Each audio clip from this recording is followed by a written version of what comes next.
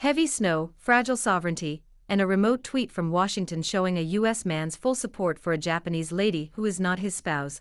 What's really happening in Japan's election? Is it a political joke or a thriller in Hollywood? Hey everyone, welcome back to DFTW, the right place to understand the world from a different angle. Today, we're diving into something that, on the surface, looks like just another election story, but the deeper you go, the more it feels like a geopolitical cliffhanger. Picture this. It's late at night in Japan in early February 2026, the coldest winter in 36 years. Snow is piling up. Flights are cancelled or delayed. People are hunkered down in their homes, trying to stay warm. And then, from thousands of kilometers away, a social media post drops out of Washington like a thunderclap. Donald Trump publicly declares his complete and total support for Japanese Prime Minister Sanae Takaichi and her ruling coalition, less than 24 hours before voting begins. Not only that, he casually schedules a White House meeting with the lady 1 month later, as if the election result is already decided. Now let me ask you something. Is that diplomacy? Or is that interference? And maybe the bigger question. If a country's election can be shaped, or at least influenced, by a tweet from another nation's leader, what does that say about sovereignty in 2026? In early January 2026, a country in Latin America lost its president and first lady to another country's special forces at midnight. 1 month later, voters in a country in East Asia were told to choose a prime minister by the same country's leader, also at midnight. Today we're going deep. We'll talk about Trump's strategy and what he gains, Takaichi's political gamble, Japan's economic pressures and China's calm, no comment response. And then we answer a question: what does it all mean for Asia's balance of power? That isn't just about one election. It's about where Japan stands in a shifting global order. Let's start with the obvious. In international politics, openly endorsing a candidate in another democracy, especially the day before voting, is considered a major breach of etiquette. You don't do it. At least, not publicly. But Donald Trump has never really cared much for diplomatic etiquette. He's done similar things in Latin America before, backing leaders in Argentina and Honduras. Critics said he treated the region like America's backyard. Now, when he applies that same playbook to Japan, one of the world's largest economies, and a major US ally, it sends a signal. And the signal is this: Washington believes it has a stake in who runs Tokyo. But let's be fair here.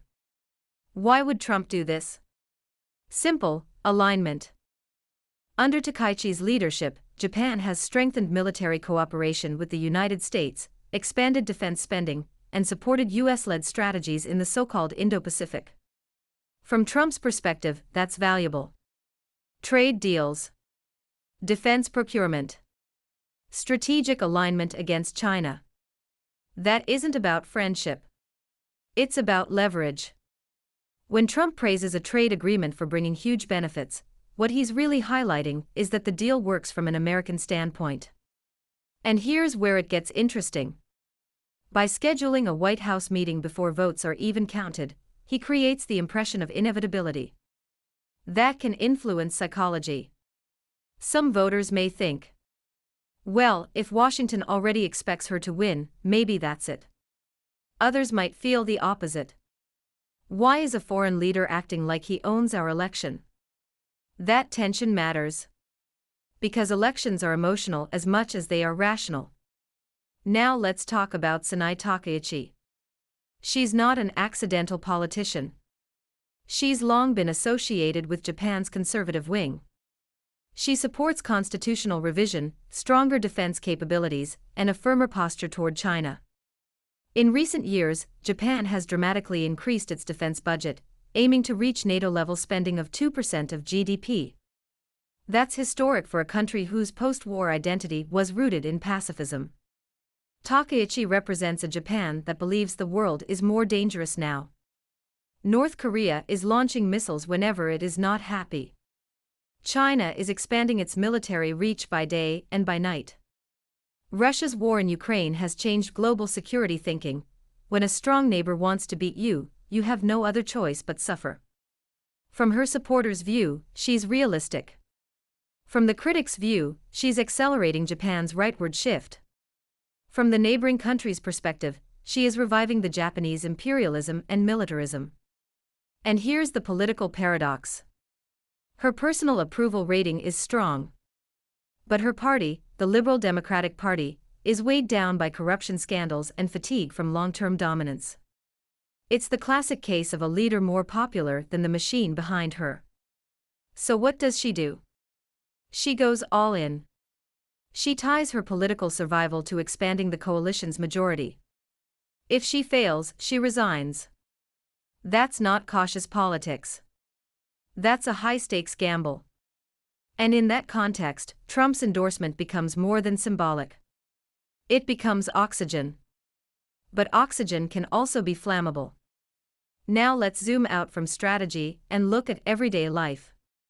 Because elections aren't decided in think tanks. They're decided in grocery stores. Japan in 2026 is facing real economic pressure. Inflation has been stubborn. Food prices have risen. Rice, especially, has become significantly more expensive. Wages, however, are not keeping pace at all. Japan spent decades battling deflation. Now it's wrestling with the opposite problem. And here's the uncomfortable truth. Defense spending costs money. Trade concessions cost money. Aligning tightly with a major power often involves economic trade-offs. So when Trump praises a trade deal as a win, Japanese farmers might ask, win for whom? When military budgets expand, taxpayers wonder, is this security or is this politics? That is where elections become less about ideology and more about kitchen table economics. And remember, it is a winter election. Snowstorms, travel disruptions, voter turnout uncertainty. If supporters assume victory is guaranteed because Washington says so, they might stay home. If critics feel insulted by perceived foreign meddling, they might mobilize harder. Sometimes the loudest endorsement creates the quietest backlash. Now let's talk about Beijing's response.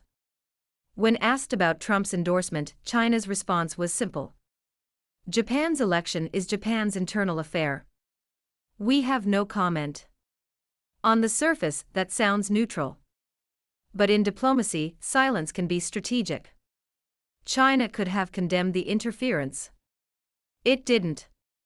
Why? Because from Beijing's perspective, whoever wins in Tokyo may not drastically alter Japan's overall alignment with Washington.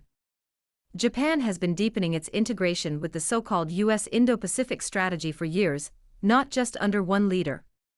So instead of reacting emotionally, China signals confidence. It also avoids escalating rhetoric during a sensitive election moment. And here's another angle. If Japan's political direction increasingly aligns with Washington's, regardless of who wins, Beijing might calculate that the real negotiation takes place directly with the United States, not Tokyo. That's not an insult. That's realpolitik. What's happening here isn't just about Japan. It's about a global shift. The US is recalibrating alliances. China is asserting influence. Europe is preoccupied with its own security. Middle powers like Japan are navigating between giants. In the 1980s, Japan was an economic superpower with a policy of strategic ambiguity. It balanced relationships carefully. Today, that balancing space is shrinking. Global politics feels more polarized. And when polarization increases, middle players often get squeezed. So Japan faces a choice. Lean deeper into US security guarantees, accepting economic and political alignment. Or attempt a more autonomous path, which carries its own risks. There is no perfect option. Only trade-offs. Let me step slightly into commentary. Foreign endorsements aren't new. They've happened before. But the timing and tone matter. Publicly backing a candidate hours before voting closes crosses a psychological line. Even if it doesn't change votes directly, it shapes perception. And perception shapes legitimacy. If a leader wins after heavy foreign praise, critics may question independence. If they lose, foreign credibility weakens. So the move carries risk for both sides. Democracies thrive on the belief that voters decide outcomes, not external signals. People may ask if the US is still a democracy under such automatic leadership, worse than most authoritarians. People may also ask if Japan still needs an election to choose its leader, when the US only needs a vassal to rule the country, be it a husky or a chihuahua. What happens if Takaichi wins? If she wins decisively, we can expect continued defense expansion, closer US-Japan integration, and more friction with China. But also, there will be strong internal pressure to address the cost of living and party reform. Winning an election doesn't erase structural economic challenges. If she wins narrowly, her mandate may feel fragile. Opposition coalitions could grow stronger. Foreign policy moves might become more cautious. If she loses the election, that's where things get interesting. It would signal that foreign endorsement failed to sway voters or even backfired. It could also reopen debate about Japan's strategic direction. Let's end on something bigger. In 2026, is sovereignty still absolute? Or is it negotiated daily through trade deals, defense pacts, and social media narratives? When economies are intertwined and security alliances are binding, elections no longer occur in isolation. Information crosses borders instantly. Endorsements go viral. Markets react in seconds. The old idea of sealed-off national politics no longer exists. So the real issue isn't whether foreign leaders comment.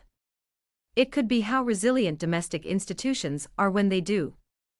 Ultimately, Japanese voters will decide based on their priorities, security, economy, and stability. Not just tweets from an ever-changing foreign leader. Snow is falling. Ballots are being counted. And somewhere in Washington, someone is watching very closely. He does not want to see a different Japan like today's South Korea. But no matter who wins, one truth remains. Every alliance has a cost. Every trade deal has a price. Every endorsement carries a calculation. The question is whether voters believe the benefits outweigh the trade-offs. And that's something only they can decide. It isn't just a Japanese story. It's a story about power in the 21st century. About how nations navigate giants.